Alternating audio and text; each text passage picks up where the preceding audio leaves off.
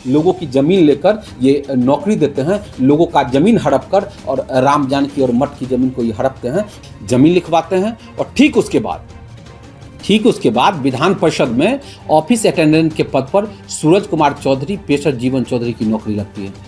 अब मैं आपको सीधे आरोप नहीं लगा रहा हूं, मैं सीधे तौर पर माननीय मंत्री से पूछना चाहता हूं कि आप इस बात का खुलासा कीजिए कि क्या आपने जमीन लेकर नौकरी दिया है या बिना जमीन लिए हुए नौकरी दिया है। जब आपने उससे जमीन खरीदा है उससे उसकी पहले नौकरी नहीं लगती है और उसके ठीक बाद उसकी नौकरी लग जाती है। क्या इसलिए आपने नौकरी नहीं दी? इस सरायरंजन के लोगों से आपने जमीन नहीं लिया या सरायरंजन के लोगों ने आपको जमीन नहीं दी? कंबल ओढ़ कर घी पीने की कला माननीय मंत्री से बेहतर पूरे बिहार की राजनीति में कोई नहीं जानता है।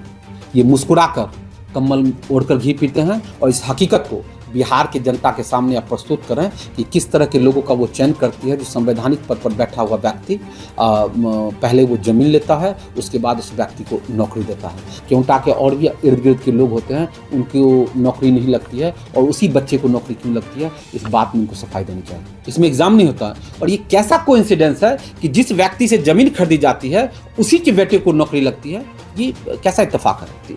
लेकिन जिसके पिता से जमीन खरीदी जाती है वो जमीन कि अगर वो जमीन नहीं होता इनके पास तो आज तक इनके पास घर जाने के लिए रास्ता नहीं था। घर के आगे की जमीन थी, वो जमीन दबाव बना के लिखाया जाता है और उसके एवज में उसकी दी जाती है। अगर ये बात गलत है तो माननीय मंत्री को आकर सफाई देनी चाहिए कि आखिर ये कैसा इत्तेफाक है कि ठीक जिस व्यक्ति से जमीन लेते हैं उसी व्यक्ति के बेटे को नौकरी लगती है। और ये बात मैं इसलिए कह रहा हूँ, इससे पहले जो बिहार के कद्दावर नेता जो हमारे बीच में सुशील मोदी, उन्होंने मैसेज भी साझा किया था कि माननीय मंत्री के पीए ने विधान सभा के सचिव को मैसेज किया था कि अमुक आदमी को नौकरी लग जानी चाहिए। ये मैसेज भी पब्लिक डोमेन में है, आप कहिएगा तो हम आपको साझा करेंगे। ये जमीन का मैं डॉक्यूमेंट साझा करता हूँ, म्यूटेशन का कागज साझा करता हूँ, रजिस्ट्री का साझा करता हूँ। ये सबसे बड़ा विकट प्रश्न है कि जब चोर ही पुलिस के रूप में आ जाएगा तो फिर इस राज्य का क्या होगा, इस देश का क्या होगा, इस विधानसभा का क्या होगा। जी, आज आप लोग को हम बुलाए हैं कि हमारे क्षेत्र के जो निवर्तमान विधायक हैं और जो हमारे क्षेत्र के निवर्तमान विधायक हैं और निवर्तमान मंत्री हैं, उनके बारे में मैंने कहा था कि जब चुनाव आचार संहिता लगेगा उसके बाद उनके बारे में मैं लगातार घोषणा करूंगा। तो कल हमने आप लोगों से साझा किया था कि किस तरीके से मठ की ज़मीन को हड़पा गया है और आज मैं आपके साथ एक साझा करने के लिए जा रहा हूँ लैंड फॉर जॉब।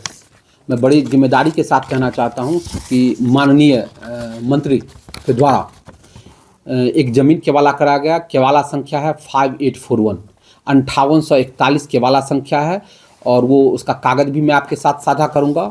और उन्होंने ज़मीन जो लिखाया है वो जीवन चौधरी पेशर सीताराम चौधरी, जमीन उन्होंने केवाला कराया है जीवन चौधरी पेशर सीताराम चौधरी निवासी केवटा से।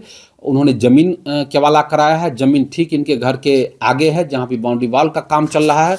और बड़ी शालीनता से इन्होंने अपने बेटे के नाम से ज़मीन केवाला कराया है, शुभादित्य चौधरी पेशर श्री विजय कुमार चौधरी। उन्होंने जो ज़मीन केवाला कराया है वो जीवन चौधरी पेशर सीताराम चौधरी से उन्होंने ज़मीन खरीदा है और ज़मीन जो लिखाया गया है वो शुभादित्य चौधरी पेशर विजय कुमार चौधरी के नाम से ज़मीन लिया है। तो आपने कहेंगे इसमें नया क्या है? इसमें नया यही है कि इसके ठीक बाद जीवन कुमार चौधरी के बेटे सूरज कुमार चौधरी को विधान पार्षद में ऑफिस अटेंडेंट के पद पर बहाली होती है। पहले माननीय के द्वारा जमीन लिखाया जाता है और जमीन जो है, मैं फिर से कहना चाहता हूं कि जीवन चौधरी पिता सीताराम चौधरी निवासी केवटा, उनसे जमीन अपने बेटे के नाम से शुभादित्य चौधरी के नाम से जमीन लिखवाते हैं और ठीक उसके बाद विधान परिषद में ऑफिस अटेंडेंट के पद पर सूरज कुमार चौधरी पेशर जीवन चौधरी की नौकरी लगती है। अब मैं आपको सीधे आरोप नहीं लगा रहा हूं, मैं सीधे तौर पर माननीय मंत्री से पूछना चाहता हूं कि आप इस बात का खुलासा कीजिए कि क्या आपने जमीन लेकर नौकरी दिया है या बिना जमीन लिए हुए नौकरी दिया है। अगर बिना जमीन लिए नौकरी दिया है तो ये कैसा इत्तेफाक है कि आज जब आपने उससे ज़मीन खरीदा है उससे उसकी पहले नौकरी नहीं लगती है और उसके ठीक बाद उसकी नौकरी लग जाती है। और आप ये भी बताइए कि सरायरंजन के कितने युवाओं को आपने नौकरी दी है।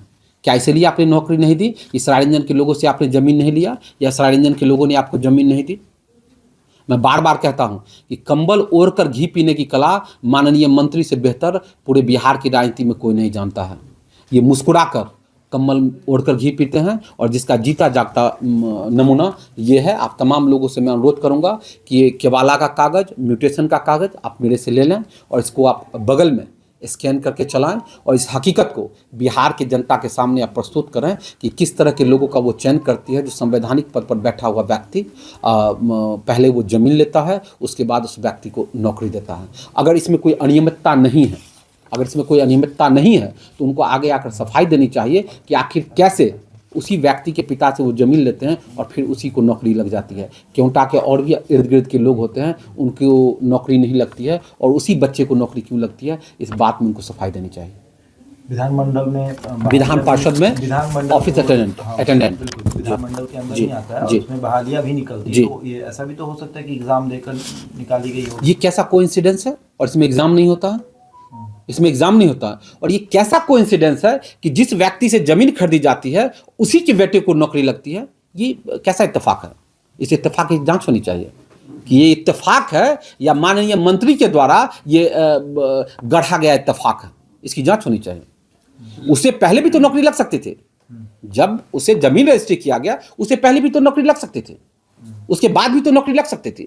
लेकिन जिसके पिता से जमीन खरीदी जाती है वो जमीन कि अगर वो जमीन नहीं होता इनके पास, तो आज तक इनके पास घर जाने के लिए रास्ता नहीं था। घर के आगे की जमीन थी, वो जमीन दबाव बना के लिखाया जाता है और उसके एवज में उसकी दी जाती है। अगर ये बात गलत है तो माननीय मंत्री को आकर सफाई देनी चाहिए कि आखिर ये कैसा इत्तेफाक है कि ठीक जिस व्यक्ति से जमीन लेते हैं उसी व्यक्ति के बेटे को नौकरी लगती है। हमारे ग्राम में तो कोई किसी को नौकरी नहीं लगी। सरायरंजन विधानसभा में और कौन से लोग हैं जिनको बिना जमीन लिए हुए नौकरी दी गई है?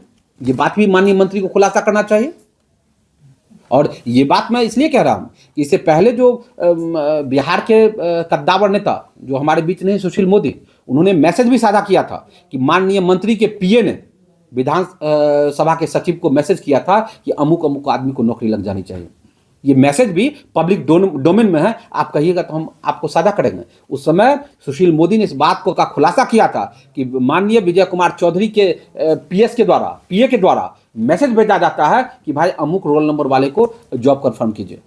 तो माननीय मंत्री को आगे आकर सफाई देनी चाहिए कि ये जो इत्तेफाक है वो सिर्फ इत्तेफाक है कि सही में वो जमीन लेकर नौकरी दे रहे हैं। लैंड फॉर जॉब का आरोप जो है आज तक लालू परिवार पर लगता है। अब आप मंत्री जी पे, मैं आरोप नहीं लगा रहा हूं, मैं प्रूफ दे रहा हूं। मैं आरोप नहीं लगा रहा हूं। मैंने कल जो बताया था कि इन्होंने मठ की जमीन को हड़पा है, मैंने डॉक्यूमेंट साझा किया था आपके साथ। मैं फिर कह रहा हूं, ये जमीन का मैं डॉक्यूमेंट साझा करता हूं, म्यूटेशन का कागज साझा करता हूं, रजिस्ट्री का साझा करता हूं। और जो केवाला संख्या है 5841, जो केवाला संख्या 5841, जो इनके बेटे शुभादित्य चौधरी के नाम पर जमीन लिया गया है। और जो जमीन लिखाया गया है जिनसे, सूरज कुमार जिनको नौकरी हुई है, उनके पिता जीवन चौधरी से किया गया है। ये पूरे बिहार और पूरे देश के जनता को जानना चाहिए कि किस तरीके से लोगों की जमीन लेकर ये नौकरी देते हैं, लोगों का जमीन हड़प कर, और राम जानकी और मठ की जमीन को ये हड़पते हैं। इन लोगों के बीच जाना चाहिए, लोगों को जानकारी होनी चाहिए कि वो उनका प्रतिनिधित्व कैसा है, उनका नेता कैसा है। आपको ये सूत्र कहाँ से आते हैं? अब सूत्र कहाँ से आते हैं सवाल ये नहीं है। सवाल ये है कि इतना बड़ा स्कैंडल करने वाला व्यक्ति किसी संवैधानिक पद पे क्यों बैठा हुआ है। ये सबसे बड़ा विकट प्रश्न है कि जब चोर ही पुलिस के रूप में आ जाएगा तो फिर इस राज्य का क्या होगा, इस देश का क्या होगा, इस विधानसभा का क्या होगा। ये सवाल नहीं कि डॉक्यूमेंट्स कहाँ से आया, ये भी सवाल नहीं है, उस बच्चे की भी कोई गलती नहीं है। सवाल ये है कि इतना भ्रष्ट व्यक्ति किसी संवैधानिक पद पर कैसे और क्यों बैठा हुआ। आपका ये मानना है कि और भी कोयटा के लोगों को जमीन लेकर के नौकरी दिया जा रहा है? मैं यही बात कह रहा हूं कि इसकी फेयर जांच होनी चाहिए। इसकी फेयर जांच होनी चाहिए कि कैसा कोइंसिडेंस है, कैसा ये इत्तेफाक है कि आखिर ऐसा होता है। इससे पहले चारा घोटाला में भी इनका नाम आया, इनका लेटर हुआ कि जिस पदाधिकारी ने पर भ्रष्टाचार के आरोप लगे हैं, जो कन्विक्टेड है, उसके जॉब के एक्सटेंशन में इनका अनुशंसा पत्र था। इन्होंने अनुशंसा किया था, तभी उस पदाधिकारी का 2 साल के लिए एक्सटेंड हुआ था जॉब, जो रिटायर कर चुका था। 60 साल उसकी उम्र हो चुकी थी, लेकिन पशुपालन विभाग में 2 साल जो एक्सटेंड उसका जॉब हुआ था, माननीय विजय कुमार चौधरी के पत्र की अनुशंसा के आलोक में ही स्वर्गीय माफ कीजिए जगन्नाथ मिश्र ने किया था, उस समय के मुख्यमंत्री ने। लेकिन आज चारा घोटाला में इनका नाम नहीं है, बड़ी साफगोई से ये हट गए। और ठीक मैं बता रहा हूँ, ये उसी तरह का कोइंसिडेंस है कि ये पहले ज़मीन लेते हैं और उसके बाद उसको सरकारी नौकरी देते हैं। और अगर ये इत्तेफाक है तो माननीय मंत्री को आकर कहना चाहिए कि ये झूठ है, ये इत्तेफाक है, और नहीं सच है तो उनको सरारंजन के सहित पूरे बिहार के सभी प्रतिभावान युवाओं से माफ़ी मांगनी चाहिए कि उसकी प्रतिभा को कुचल कर और ये ज़मीन लेकर नौकरी देते हैं। और नहीं तो माननीय एक होर्डिंग छपवाएं कि भाई 10 डिसमिल ज़मीन दो और नौकरी लो, ये करना चाहिए। जमीन लिया गया है, क्या वो व्यक्ति बोलेंगे सामने पब्लिक डोमेन में? अब ये मेरा काम नहीं है, ये मेरा काम नहीं है। या तो ये किसी पत्रकार का काम है, आप स्टिंग ऑपरेशन कीजिए, आप उनके पास जाइए। मैं सिर्फ और सिर्फ जांच की बात कर रहा हूं कि आखिर कैसा इत्तेफाक है कि उसी व्यक्ति को नौकरी मिली है जिनसे इन्होंने जमीन लिया है। मैं फेयर जांच की मांग करता हूं। और नहीं, अगर मंत्री इसमें संलिप्त हैं तो मंत्री को पूरे सरारंजन पूरे बिहार में होर्डिंग लगाना चाहिए कि तुम मुझे जमीन दो, मैं तुम्हें नौकरी दूंगा। और नहीं,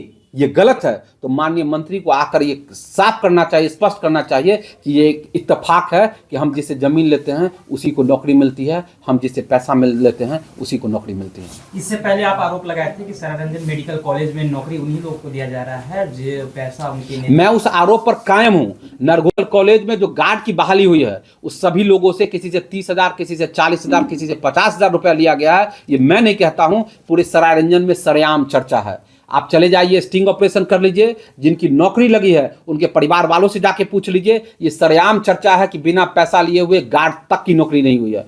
और 1100 की जो बहाली थी उसमें माननीय मंत्री को बताना चाहिए कितने लोग बिना जमीन दिए हुए बहाल हुए हैं, कितने लोग बिना पैसे दिए हुए बहाल हुए हैं और कितने लोग सरारंजन के लोग बहाल हुए हैं। लेकिन मैं फिर कहता हूँ, सवाल से डिफोकस मत होइए। सवाल सिर्फ एक है कि क्योंटा में अपने घर के आगे उन्होंने जिस व्यक्ति से जमीन लिया उसी बेटे को नौकरी लगी है विधान परिषद में। सवाल यही है और इसका जवाब माननीय मंत्री को देना चाहिए। इस सवाल से डिफोकस मत होइए, इस सवाल से अलग मत हटिए। चलिए।